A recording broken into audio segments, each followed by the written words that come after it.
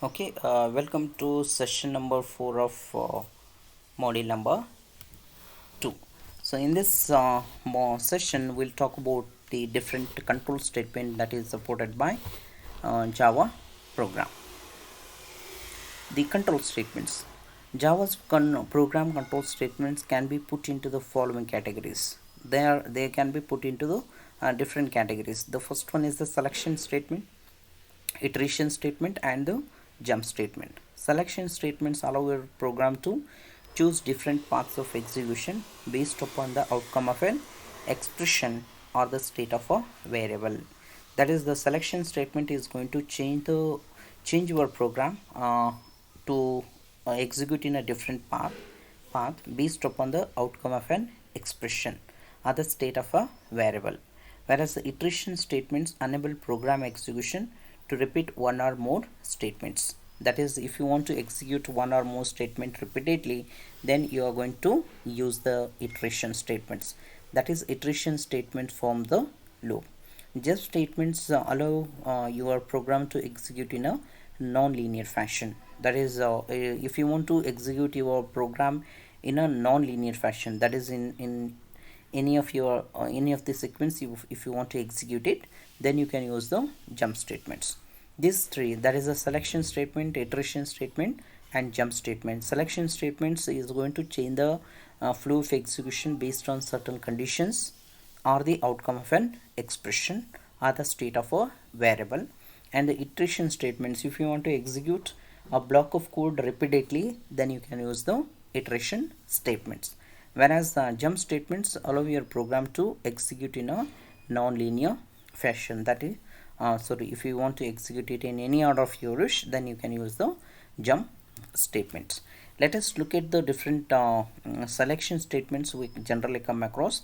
The first one is the if statement and nested if, the if else if ladder, and followed by the switch statements, nested switch statements. They are basically used to change the flow of execution based upon the outcome of an expression or the state of a variable.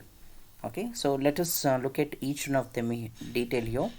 And Java supports two selection statements. That is, they are broadly classified into two selection statements. The first one is the if and the switch statements. So, okay, so whatever you have, that is a nested if, the if else if ladder, they are all the variations of the if statements, is if selection statements, whereas the switch and the switch statements are the variations or the basics of the switch statements. So let us start with the if statement. The if statement is Java's conditional branch statement. It's a conditional branch statement. It can be used to route program execution through two different paths. If you want to execute two different paths, here is the general form of the if statement. That is, if condition, then the statement 1 will be executed, else the statement 2 will be executed. Here statement 1 may be a block of code, or it can be a single instruction, or it can be a call to another function. So whatever it may be, even with the statement 2 as well. That is, if the if statement in is Java's conditional branch statement, it can be used to route program execution through two different paths. So, okay, here is the general syntax of the if statement. That is, if the condition is true, then the statement 1 will be executed, else the statement 2 will be executed. Here each statement may be a single statement or a compound statement enclosed in a curly braces. That I have told you, the compound statement or nothing but the block of code what you have it. It can be a compound statement or a single statement here, or which if it is a compound statement, you can enclose within a pair of curly braces. The condition is any expression that returns the Boolean value. It actually returns the Boolean value. The else clause is optional. The else clause is optional. That is, you can simply write the if condition. If statement, if the condition is true, execute only statement on. For all other conditions, don't do anything. That is how the condition works. So, okay, in this case, I have the else statement which is optional one. Okay, you can use this one. That is, if the condition is false, then the statement 2 will be get executed. the if works like this: if the condition is true, then the statement 1 will be executed, otherwise statement 2 is executed. Okay, so that is how your conditions, your if statements work. If works something like this: if the condition is true, statement 1 is executed, otherwise statement 2 is get executed. Look at the example here: int a and b here. If a is less than b, uh, then a is initialized to be 0, else b is initialized to 0. If a is lesser than b, whatever the value, we don't know the value of a and b here, but to demonstrate the application of if statement, what we have done is that if a is less than b, what we are doing is that a has been initialized to 0, else if a is greater than b, then or equal to b, then b has been initialized to 0. Here a is less than b, then a is set to 0, otherwise b is set to 0. In no case they are both are set to 0. If none of the cases, both of them are set to 0. So this is how your if statement works. Okay, just to remember that if is a selection statement where or the conditional branch statement where you are executing or you are changing the flow of execution based on certain conditions, or based on the outcome of an expression, or based on the value of a variable. And most often the expression used to control the if will involve the relational operators. They basically they are basically using the relational operator to control the flow of execution. However, this is not technically necessary. If it is also possible to control the if using a single boolean variable as well. So okay, you can control the execution by just making use of a single boolean variable as well. That is, look at the example here: boolean data available. If the data available is true, the process the data, else wait for more data here. Okay, so you can use the boolean, you can also use the boolean operators as well. Apart from that, you can also use a single boolean variable as well. Look at the example here. We have something called as the data available, which is initialized, which is an boolean type, and if the data available is true, then just process the data, else wait for more data to come. And if you want to include more in statements, you need to create a block as in this statement. That is, as I told you, if the in case of the statement 1, it can be a block of code. So okay, you can do that, or you can create that block of code by enclosing the instruction within a pair of curly braces. That is exactly what they have done it. That is, if bytes available is greater than 0, if the bytes available is greater than 0, they are creating a block of code.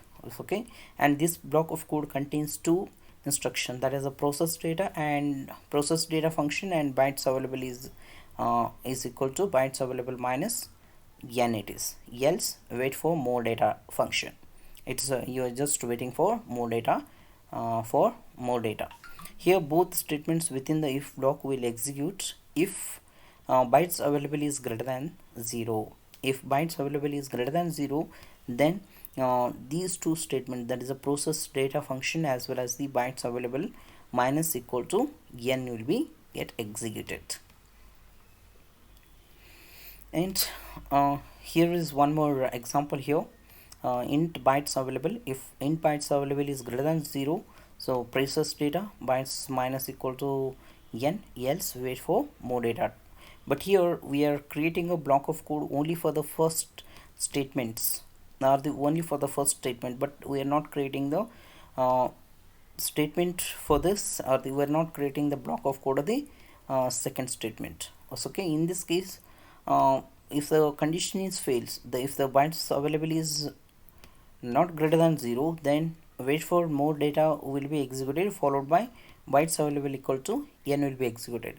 Even if this is condition, if this condition is true, that is, if bytes available is greater than 0, then also bytes available is equal to n will be set. So okay, this is the major disadvantage. To avoid this one, we are enclosing within a pair of curly braces, or we are creating a what you call it as block of code it is.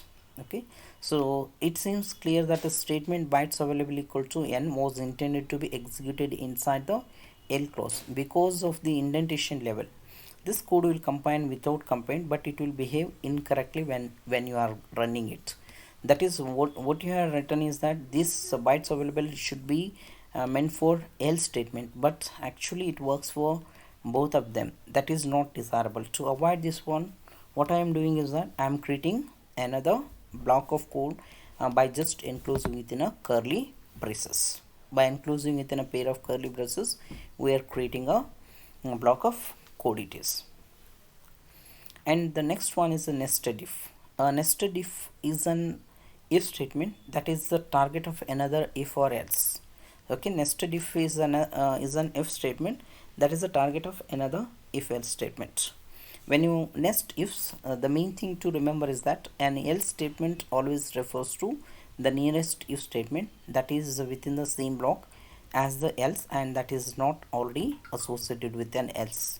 So okay, that is this when you nest ifs, the main thing to remember is that an else statement always refers to the nearest if statement that is within the same block. Okay, look at the example here. If I is equal to 0, sorry, I is equal to 10, and what you have is that we have something called as the block of code here, so which are enclosed within a pair of curly braces. If j is less than 20, a is initialized to b. If k is greater than 100, c is equal to d. Else what you have is that a is equal to c. So and this else statement is associated with if k is greater than 100. Okay, if k is lesser than 100, then a will be equal to c it is. Okay, this is how you can use the nested if statements. That is, when you nest ifs, the main thing to remember is that an else statement always refers to the nearest if statement that is within the same block as the else, and that is not already associated with another else statement. Okay, here this else, that is else a equal to c, is going to be associated with if k is greater than 100. As the comments indicate, the final else is not associated with if. Okay, the final else is not associated with it is associated with what is that I is equal to 10.